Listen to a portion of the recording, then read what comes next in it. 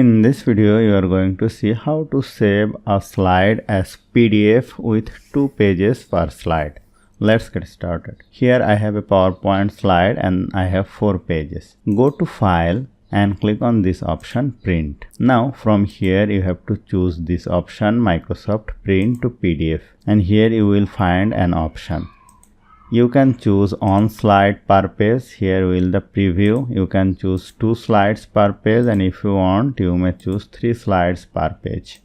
Let us choose 2 slides, or you can choose 4 slides per page. I choose 2 slides and click on this option Print. Now choose desktop and write a name PDF file. Click on Save. Now in the desktop, here you will find this presentation. Click on over here and you will see I have successfully saved it 2 slides per page. So hope you found this video helpful. If you like this video, please share this video with your friends and family, and don't forget to subscribe. Thank you.